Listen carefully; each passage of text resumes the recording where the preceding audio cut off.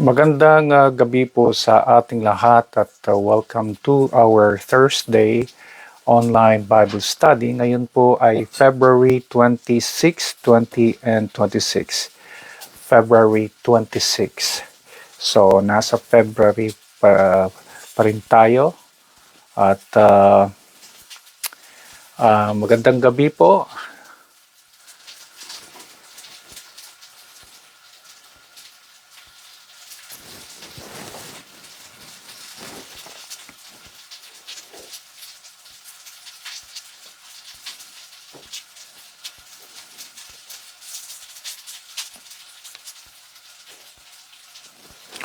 Good evening, good evening.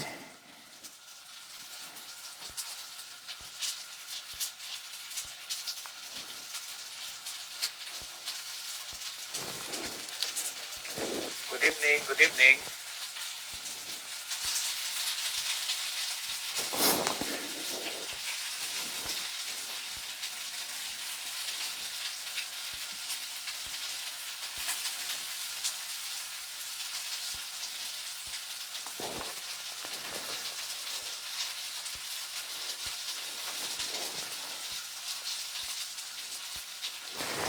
Okay, magandang gabi sa ating lahat.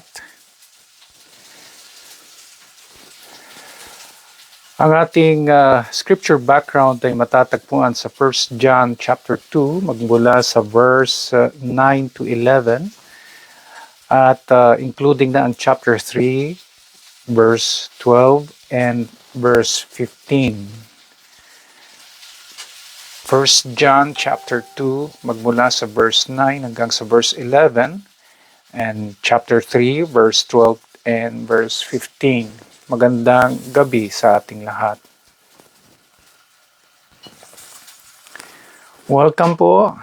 Ngayon po ay February 26, 20 and 26 at patuloy po tayo na isa-celebrate natin yung Love Month at in particular ay meron po tayong topic ngayon na very crucial when it comes to relationship, especially among believers. Ang ating scripture background ay muli sa 1 John chapter 2 magmula sa verse 9 hanggang verse 11. And then chapter 3 magmula sa verse 12 and verse 12 and then verse 15. Magandang gabi, yes, Ate Ermeline, magandang gabi din sa inyo. Now, I would like to start reading yung ating scripture background. At dito nga po, starting from chapter 2, anyone who claims to be in the light but hates a brother or sister is still in the darkness. Anyone who loves their brother and sister lives in the light, and there is nothing in them to make them stumble. But anyone who hates a brother or sister is in the darkness and walks around in the darkness. They do not know where they are going because the darkness has blinded them. Chapter 3 verse 12. Do not be like Cain, who belonged to the evil one and murdered his brother. And why did he murder him? Because his own actions were evil and his brothers were righteous. Verse 15 of chapter 3, anyone who hates a brother or sister is a murderer, and you know that no murderer has eternal life residing in him.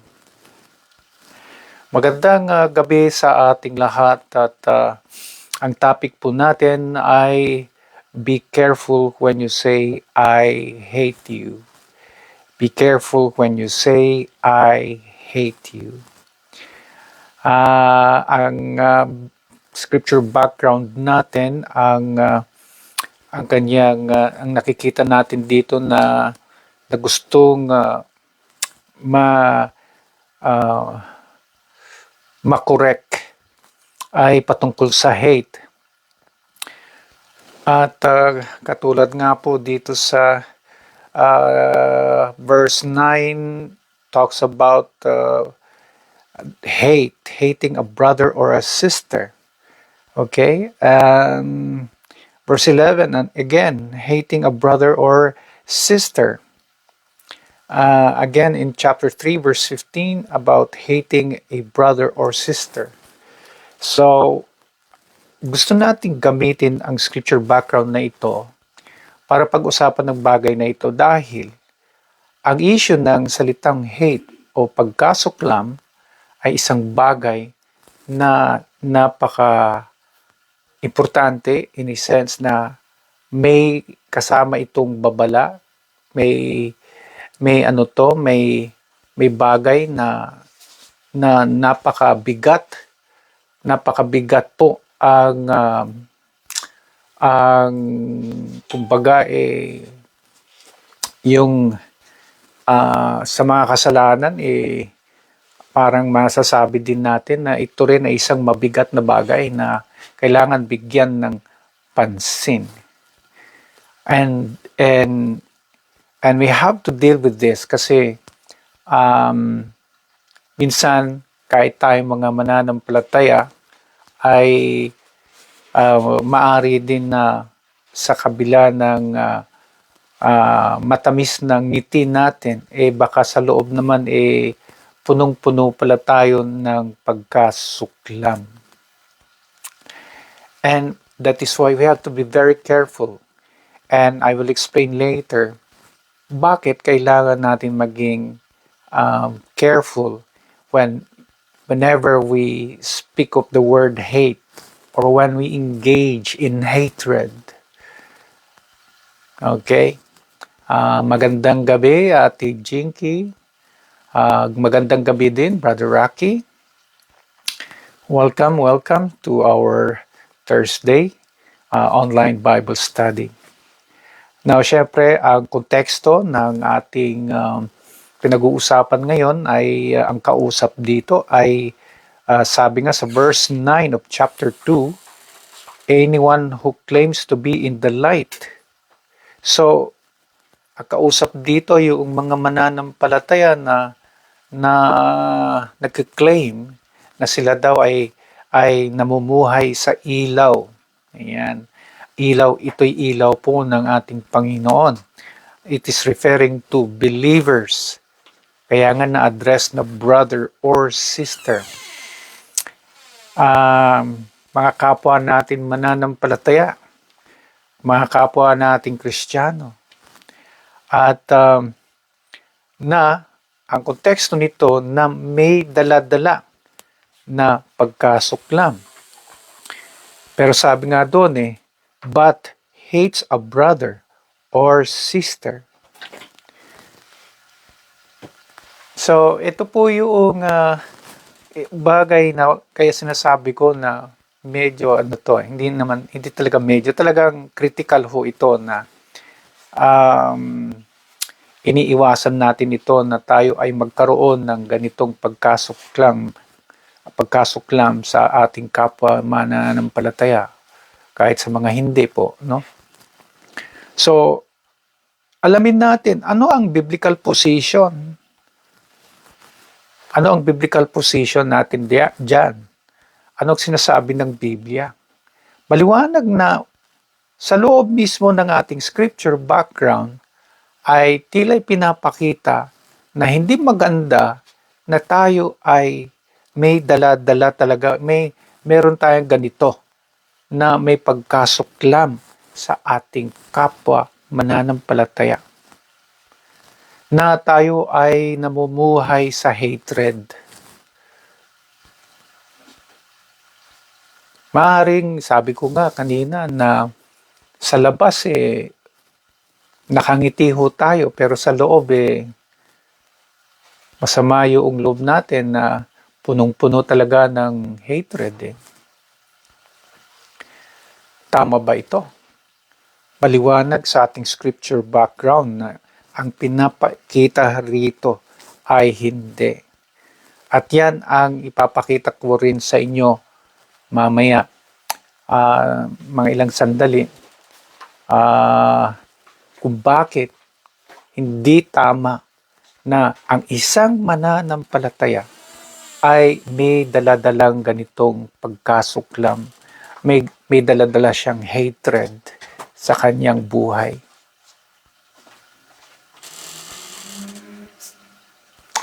Okay. Now, ang issue. Bakit? Ano ba ang nire-reflect nito sa ating lahat? Why? What is so bad about hatred? That even us, tayo mga mananampalataya ay kailangan nag-iingat lagi na hindi ito na hindi ito uh, uh, nangongontrol sa buhay natin, na hindi ito ang kumakain sa ating buhay. Bakit hindi maganda, hindi tama ang may hatred sa kapwa natin na mananampalataya? Bakit kaya? Ano ba yung nire-reflect kasi ng hatred ayon sa ating napiling scripture background? So, before na tayo ay mag-proceed, mga kapatid, tayo muna ay manalangin, tayo muna ay hingin ng tamang pag-uunawa. Tayo na po ba ay ready? Let us pray. Panginoong Diyos Ama, maraming salamat po sa pagkakataon na ito, sapagkat gusto namin na maintindihan ang bagay na ito, maunawaan ang gusto ayon po sa inyong salita. Dumarating talaga minsan sa aming buhay, sa sobra ho naming galit, ay nagkakaroon na kami ng hatred, lalo na sa kapwa naming mga mananampalataya. Panginoon, anong ibig sabihin nito? Bakit hindi tama? Bakit hindi maganda ang magkaroon ng hatred? Turuan po ninyo kami, Panginoon, at bigyan po ninyo kami ng tamang pag-uunawa sa mga paalala na ito. Ihingin namin, Panginoon, ang aming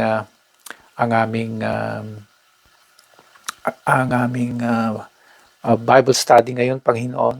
Hingin namin sa inyo, Panginoon, ang tamang direction. In Jesus' name we pray. Amen. Amen. Muli, magandang gabi po sa ating lahat. At welcome again sa ating Thursday online Bible study. Of course, ang topic ho natin ay, sabi natin, mag-iingat tayo. Be careful when you say, I hate you. Kasi, madali lang natin nasasabi yan eh. Kung hindi man sa salita, sa isipan na lang natin masyadong matingkad na nasasabi natin yung I hate you. So, tama ba ito? At kung mali at hindi maganda at hindi ito kalooban ng Diyos, bakit? Ano ba ang hatred? Ano ba ang nire-reflect nito? Kung ready na ho tayo, isa-isahin natin. Isa-isahin po natin. Ayan, magandang gabi Ate Roslyn, magandang gabi. At sa inyo po na hindi ko man makita ang inyong reaction, let me see. Hindi ko man po makita ang inyong reaction, ay salamat po sa inyong ayan, si Brother Noy may reaction. Salamat po sa inyong pakikinig kung hindi man po kayo nagbigay ng reaction or comment. Ayan, magandang gabi. So tuloy po tayo sa ating lesson. Tuloy po tayo. So, sabi natin, hindi maganda, hindi tama, hindi kalooban ng Diyos, hindi nababagay sa isang Kristiyano At bakit ito critical para sa isang mananampalataya? Una, dito po sa chapter 2, magmula sa verse 9, chapter 2 verse 9, dito po sa chapter 2 verse 9, anyone who claims to be in the light but hates a brother or sister is still in the darkness. Is still in the darkness. What does hate reflect? Number one, hate reflects darkness. Hate reflects darkness. Hate, kadiliman, darkness. Hate and darkness. Kita natin yon. Ang sino man na may pagkasuklam, namumuhay sa hatred, siya po ay in darkness pa rin. Darkness. Yan ang sabi sa Biblia. Kaya sabi ko, critical eh. Very critical ho talaga ito. Na tayong mga mananampalataya ay nakikita natin itong katotohanan.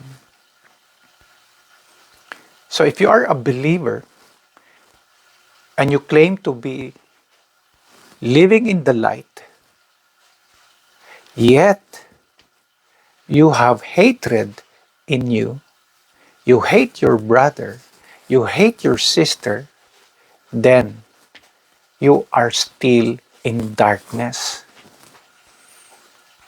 Talagang hate reflects darkness. Yan ang dahilan. Bakit masama ang hatred? Bakit masama ang magkaroon ng hatred sa kapwa nating mga mananampalataya? Hindi ba kapag sobra ang ating pagkasuklam sa isang tao, nandidilim din yung ating paningin?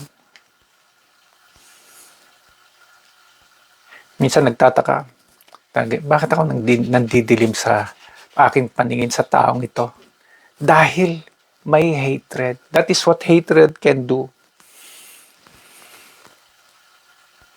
Tuwing nakikita mo yung tao na kinasusuklaman mo, kumukulo ang iyong dugo, nandidilim ang iyong paningin. Nandidilim. May association kagad sa kadiliman. Kaya wag nating piliing mamuhay sa kadiliman. Tingnan nyo nagagawa ng hatred. Hinihila ka papunta sa kadiliman. Imbis na hinihila ka papunta sa liwanag, hindi, hinihila ka papunta sa kadiliman. Kaya mga tao na namumuhay sa kadiliman, sanay yan, sanay sa pagkasuklam. Sanay sa hatred po yan.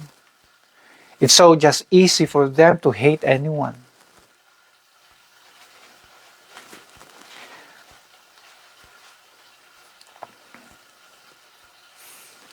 Siyempre, ang argument natin, tao lang naman po tayo.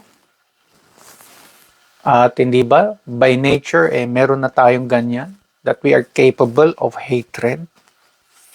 Ako, wala akong masabi dyan dahil ibig ko sabihin, agree naman ako that we have the capacity to hate. Kahit na tayo ay naging Kristiyano na, kahit tayo pa yung pinakamatagal na Kristiyano, it does not mean na mawawala na kaagad talaga yung hatred na yan, as in you have been dehumanized, that hatred has been eradicated from you. Hindi ganon. It is still there. Pero bilang mga Kristiyano, we are not anymore obligated to live in hatred or to allow hatred sa ating buhay. Hindi ganon. Hindi yun ang kalooban ng Panginoon na mamuhay sa hatred. Kaya tayo mga mananampalataya, ingat-ingat tayo when we are saying, I hate you. Because you will only put yourself in a serious danger, in a serious problem, na ikaw ay hihilain patungo sa darkness. And we all know that nothing good comes out from darkness. No matter how much you justify yourself. Kahit ano pang justification ang sasabihin mo. Okay, sabihin natin ikaw yung nasa tama at dahil dyan ginagamit mo yung posisyon mo na ikaw ay tama to justify your hatred toward this brother or sister. Kahit na may justification ka, mali pa rin. It is wrong to hate your brother or sister. Why? Because alam natin na once we have hatred, this hatred in us, we become filled with darkness. And when we are filled with darkness, what follows? You know what follows? Destruction. Because hatred and darkness equals destruction. Let me give you an example. Ito po sabi dito sa sinabi din ho dito ayon sa ating scripture background. If we jump to chapter 3, verse 12. Do not be like Cain, who belonged to the evil one and murdered his brother. And why did he murder him? Because his own actions were evil. Kumbaga, may darkness na sa kanya. And his brothers were righteous. Ganyan ka-destructive yan. Ang hatred, once it is now in darkness, total darkness yan, nagiging destructive. Kaya, yan yung case na yan. Kung sa ating salita si Cain at saka si Abel, nakita natin kung anong ginawa ni Cain sa kapatid niyang si Abel. Pinatay niya. That's how destructive hatred is. Hindi malalayo yan sa evil yan. Dahil may darkness na yan.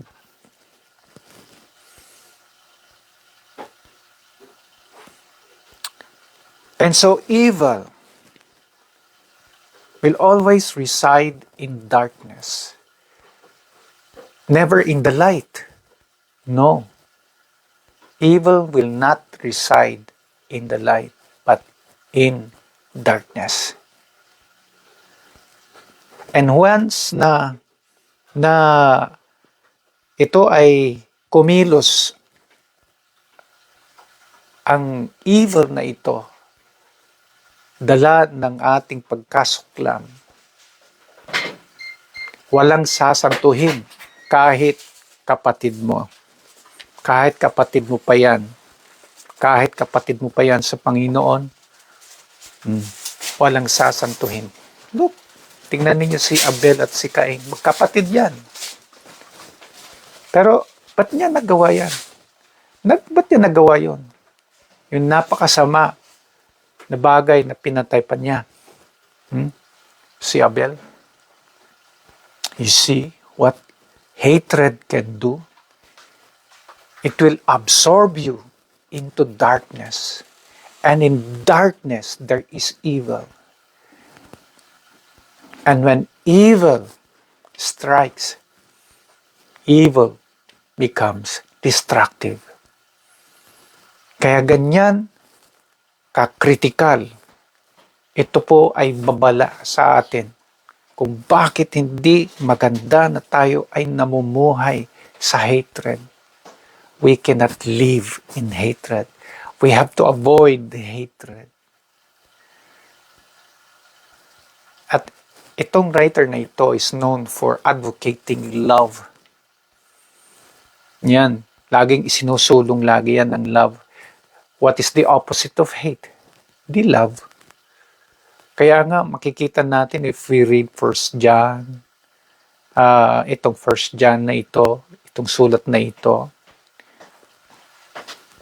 makikita natin yung advocacy ng love dyan as opposed to hatred.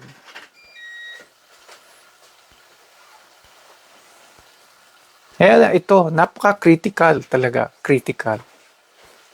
Naintindihan po ba natin mga kapatid? Malinaw po ba sa atin ito? Kaya, this is how you will know also when you become destructive. This is how you will know that you are still in darkness because of your hatred. In other words, diyan mo mapapansin, diyan mo malalaman na yung tao ay puno-puno talaga ng hatred. People really who are filled with hatred are always destructive. Yes. Paninira. Walang maisip kundi manira. Kaya kapag may kilala kayo na sinisiraan kayo, walang gusto kayong maging miserable. Tiyak ano na yan, namumuhay pa yan pa rin sa darkness yan. Kaya, pero kung yung tao ay walang pinapakita kundi pagmamahal, aba yan ay hindi namumuhay sa darkness, siya ay namumuhay sa light, sa liwanag. At ang taong namumuhay sa liwanag ay wala siyang iisiping masama, binabalak na masama, at wala kang marinig na paninira sa kanya. Hindi kanya sisirain. Dahil alam niya na hindi tama yun.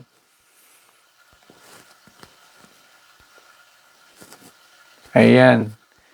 Magandang gabi, Ate Lorena. Ayan. Ate Lydia at Ate Julie. Magandang gabi po. So, kung maliwanag po, tandaan natin, huwag nating sinasana yung sarili natin. Yung sinasabing, I hate you. It's not really good. It's the crucial thing there is that it is so well associated sa darkness. Ayan. Okay? Kaya palitan nyo na lang yung I hate you ng I love you. Ayan. I love you na lang po tayo. Ayan ang turo ng Biblia. Magmahalan.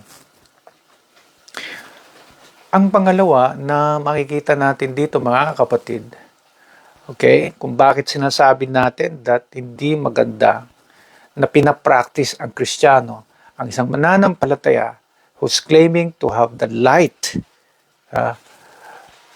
na magsasabi ng I hate you. Bakit? Ano ba nire-reflect nito? Let's proceed to verse 11 of chapter 2 sa ating scripture background.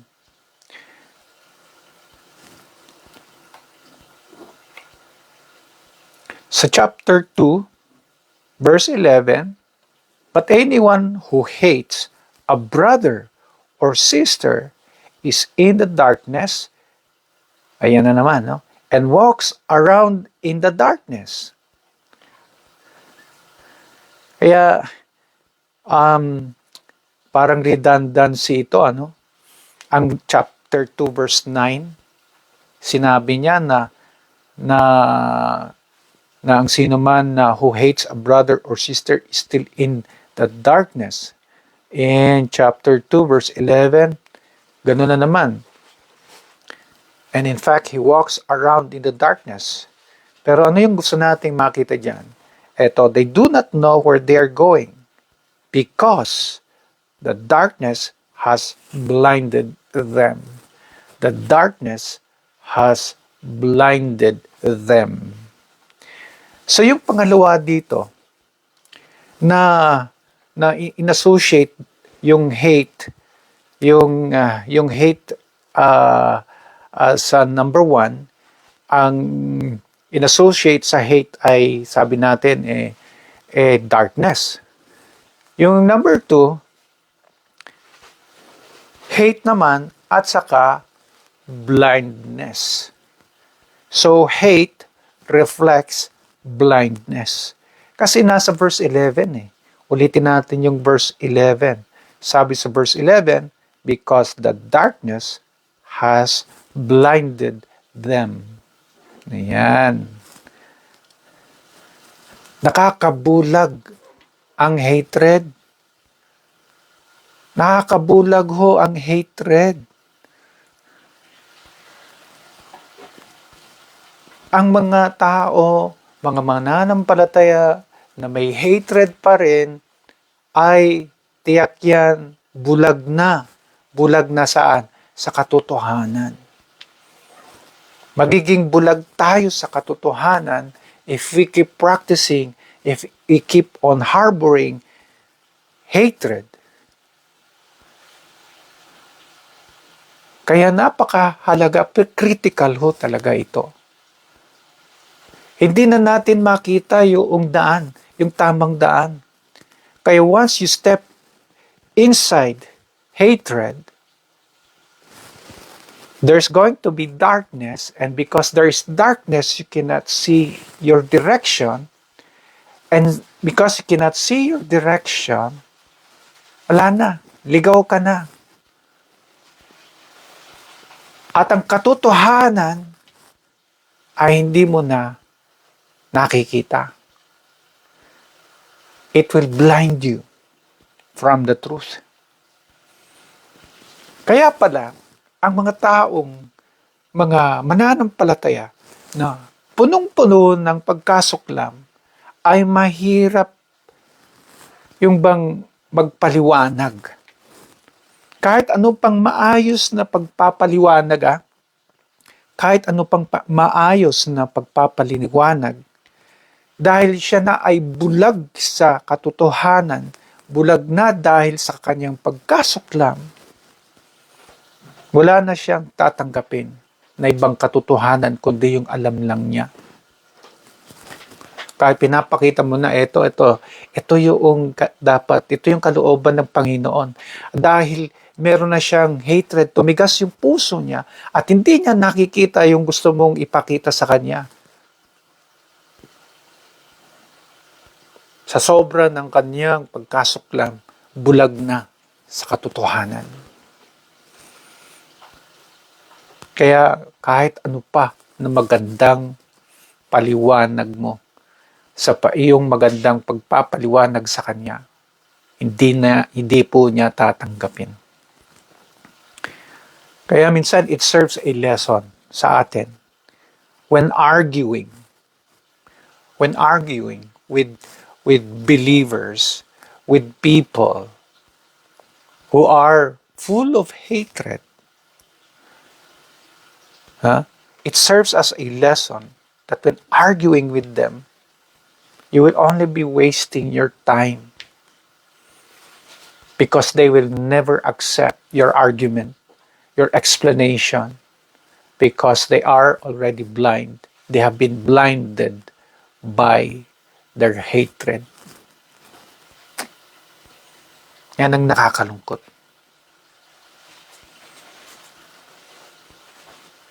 So, anong gagawin natin? Kaya minsan, pag na-feel nyo na o kaya nararamdaman nyo na yung tao ay may hatred pa rin, I suggest that you stop explaining or arguing with that person, because that person will not listen to you. Sayang lang ang oras mo dyan. Huwag kang magipagbangayan sa tao na punong-puno ng hatred. Di ka nila pakikinggan.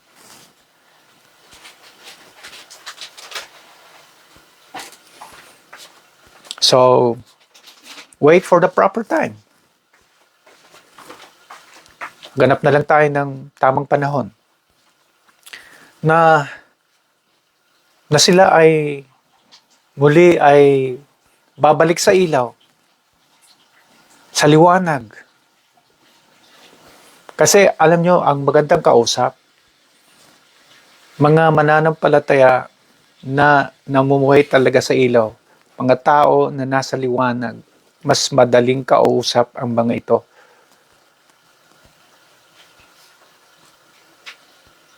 Maiintindihan nila ang iyong sasabihin. Hindi katulad yung mga nasa dilim, mga punong-puno po ng hatred. Kahit ano pang explanation, hindi nila tatanggapin.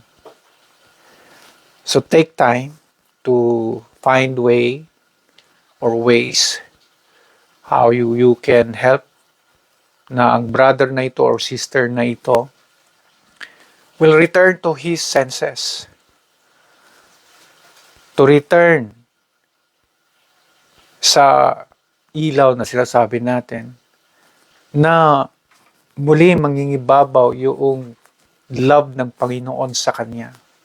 Because there is no other way to go back to the truth kung siya pa rin ay namumuhay sa dilim. That's why hatred is something that is crucial and critical. Never practice hate.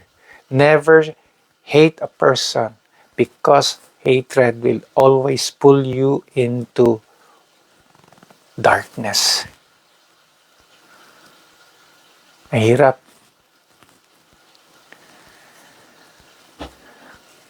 Nakita po ba natin yon, mga kapatid? It reflects blindness. O kaya, ulitin natin, huwag kayong makipagbangayan. Huwag niyo nang pansinin yung mga tao na punong-puno ng hatred. Sayang lang ang laway ninyo.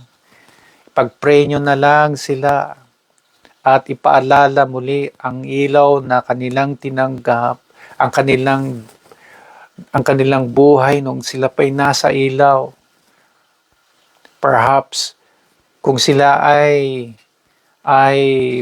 babalik sa kanilang senses, ayan, mas madali natin kausapin ang mga ito at maipaunawa muli ang katotohanan na alam nating tama ayon sa kalooban ng Diyos. Kaya yan. You see how serious hatred is. It will not only, sabi natin, number 1, bring you into darkness, but also number 2, it will also blind you from the truth.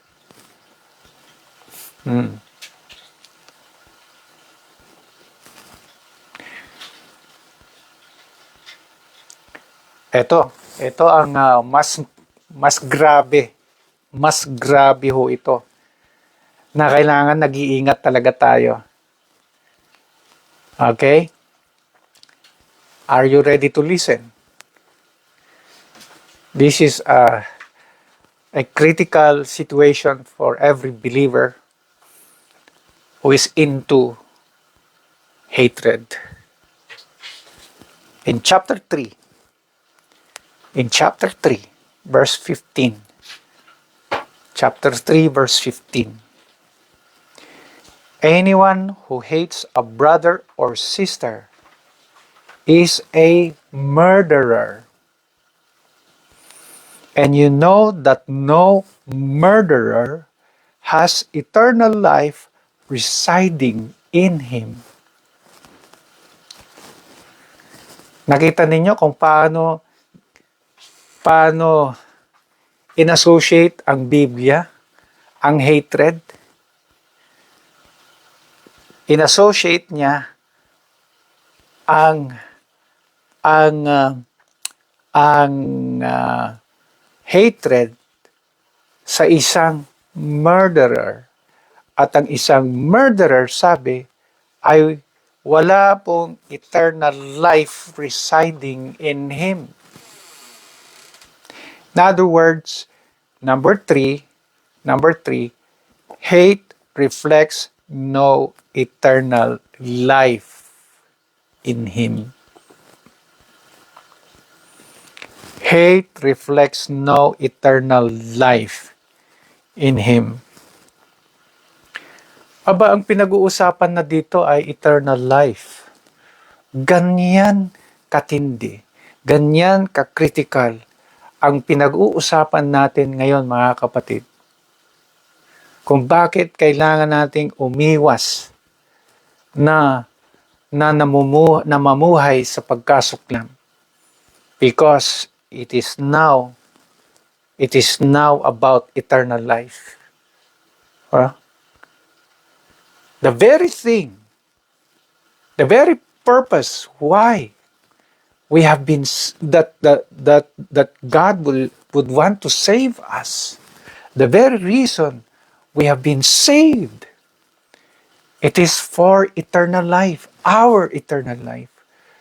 John 3:16, for God so loved the world that He gave His only begotten Son, His one and only Son, that whoever believes in Him will not perish but will have eternal life, everlasting life. What is at stake right now? Ang mapapahamak ngayon dito, yung eternal life, sinasabi dito sa verse 15 of chapter 3. And this is alarming. It is so alarming because the Bible compares hate to murder.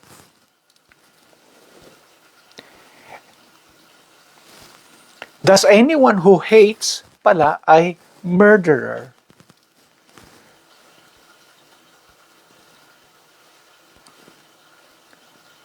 Maghahanap pa tayo ng, ang Biblia maghahanap pa ng association nito sa hatred, Ang napili pa, murderer or murder. Ayan. And what is murder? It is a crime. Murder is a crime.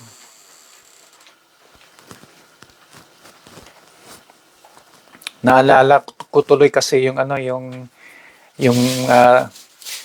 argument sa tithe sa Malakay chapter 3. Ang argumento diyan ng Panginoon may association din ng Panginoon sa mga Israelites na mga mananampalataya na hindi nagtatithe. Ano yung association? A robber. Magnanakaw. Sabi nga in what way? Na sabi ng Panginoon kasi, why are you robbing me? Ang sagot nila paano naman namin kayong ninanakawan? Sagot ng Panginoon, in tithes and offerings. May mga association. At dito, mas malala. Dahil ang hate, ang association nito ay isang murderer. Ano ang pinagkaiba ng robber, murderer? Parehong kriminal. And in this sense, sabi dito, no murderer has eternal life residing in him.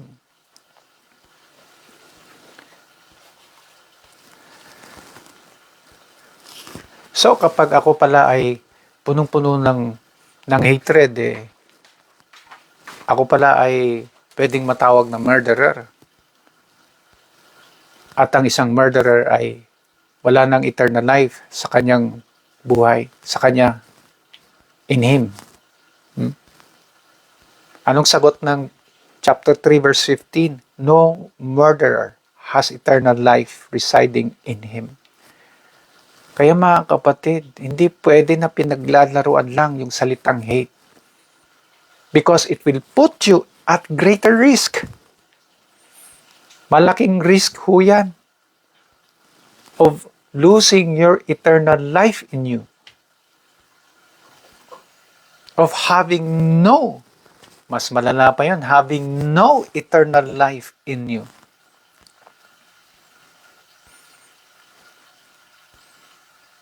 Kumbaga, ang danger ho nito, ang mga taong namumuhay sa hatred, sumatotal, hindi na ito makakapasok sa kaharian ng Diyos.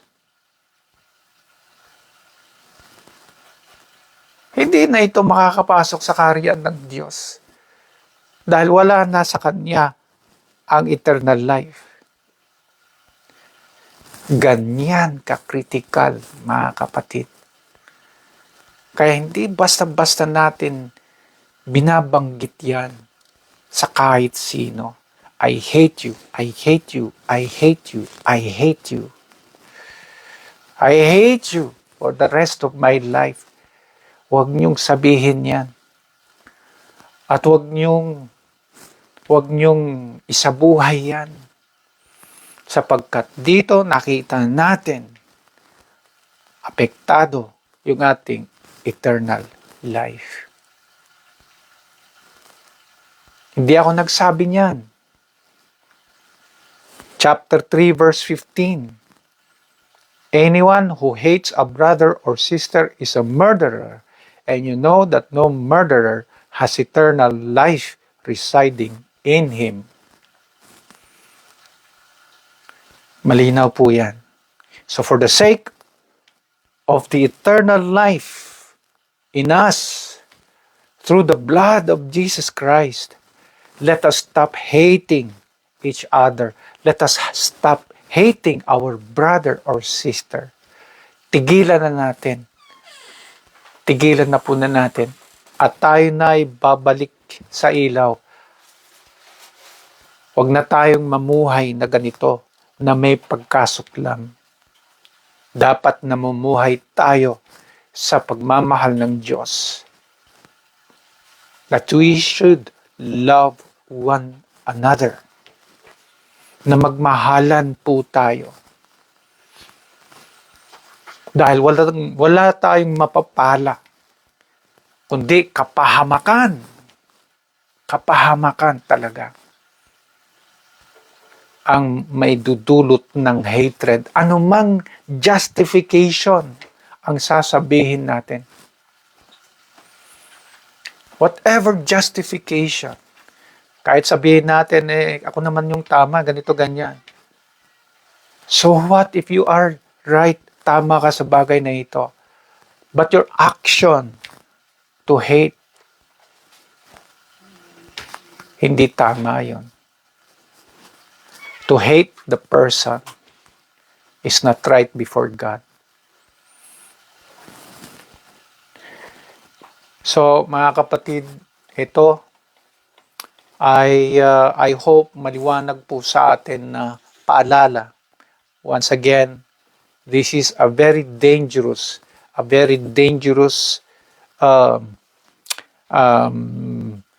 kind of yung way of living ng isang tao mananampalataya na namumuhay siya sa pagkasuklam, that this believer ay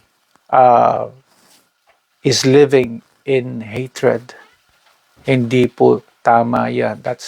This is a critical discussion, a very critical lesson na kailangan natin bigyan ng pansin. So, I hope na very clear po sa atin. Now, to summarize everything, tanong natin, bakit? Bakit ba hindi maganda, hindi tama, hindi kalooban ng Diyos ang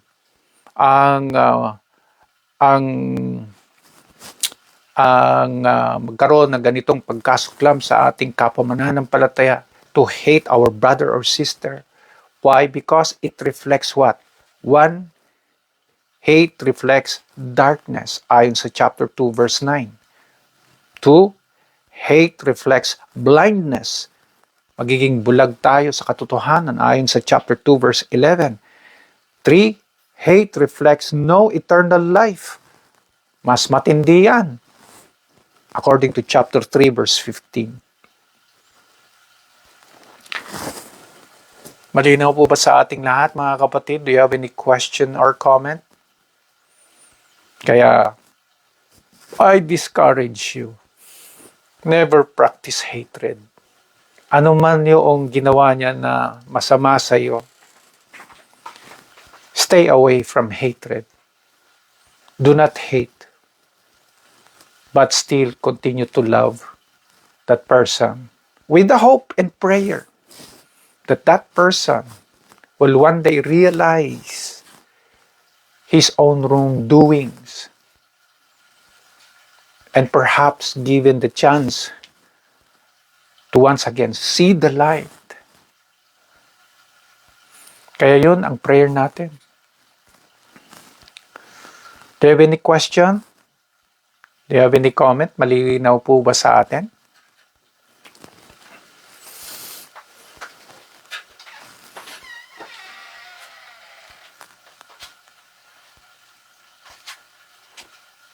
Okay. Kung malinaw po sa atin, mga kapatid, one final word before we end our lesson in prayer. I was looking for something else na yung bagay din na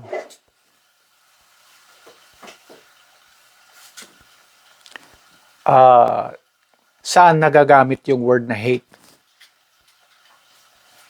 Can we use it? Somehow, in Revelation chapter 2, verse 6, I found something here. Hiramin muna natin yung Revelation chapter 2, verse 6. Aalis tayo sa ating scripture background at dadako tayo sa Revelation, Book of Revelation.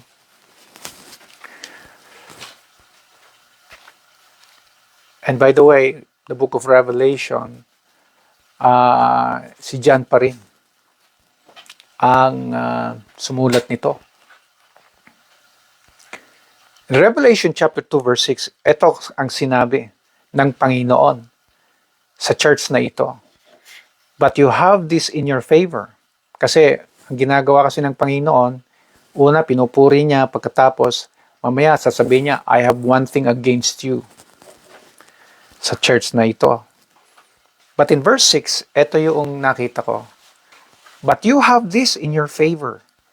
You hate the practices of the Nicolaitans, which I also hate. Oh, pwede naman pala. Ano pinagkaiba?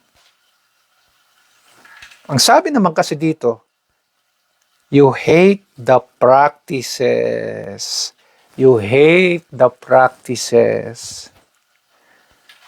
Even the Lord hates the practices o gawain ng mga taong namumuhay sa dilim.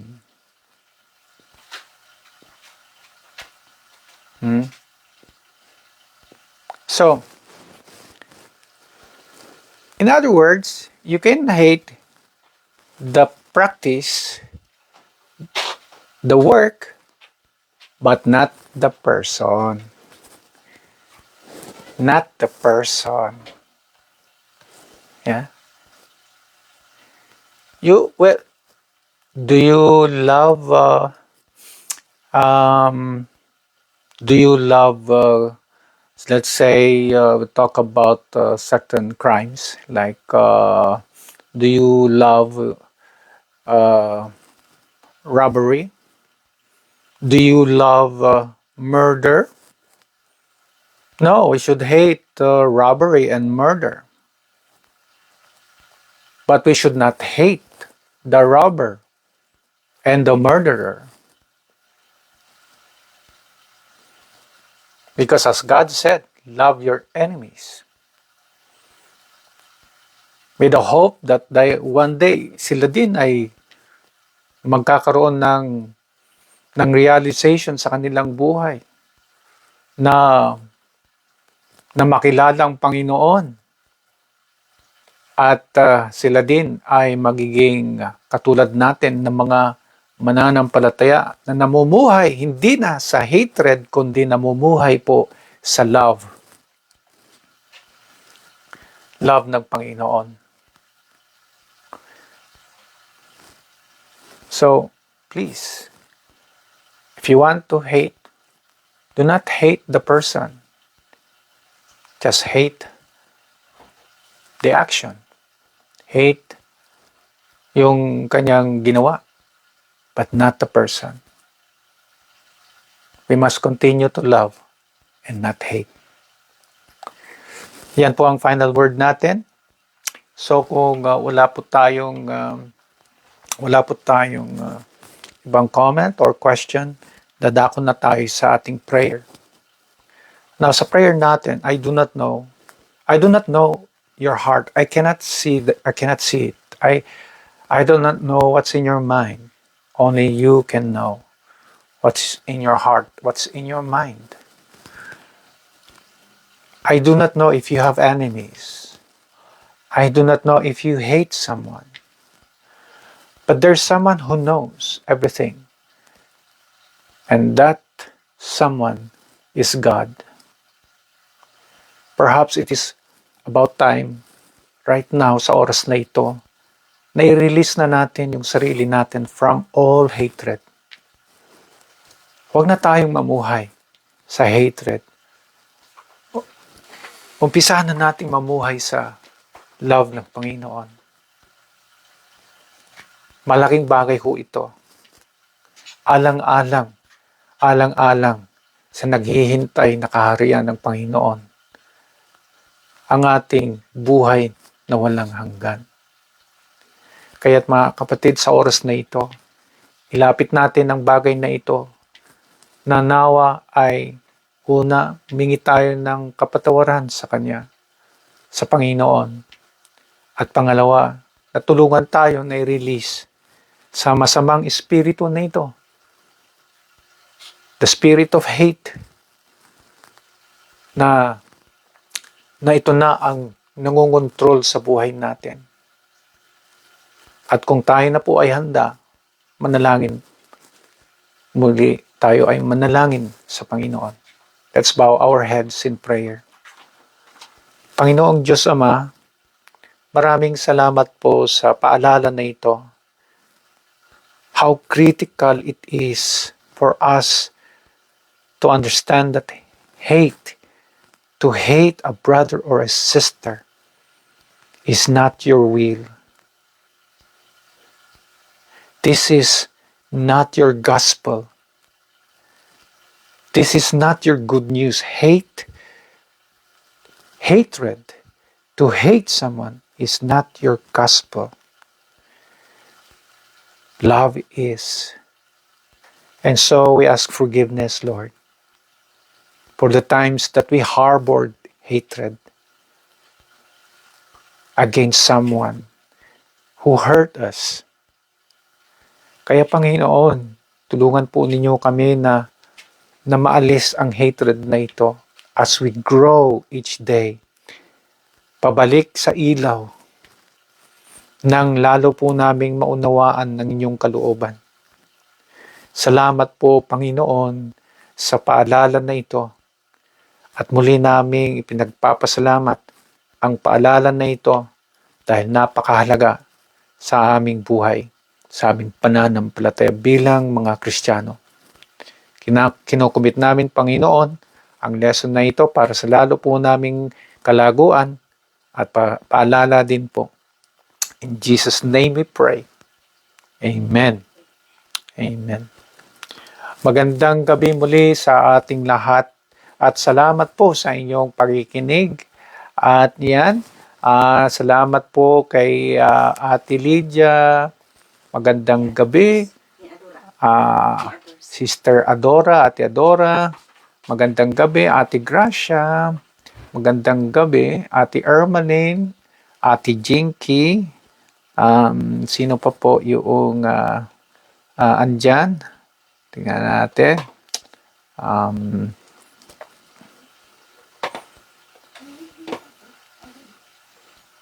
Okay, yung mga ayan. Tingnan natin. Wait.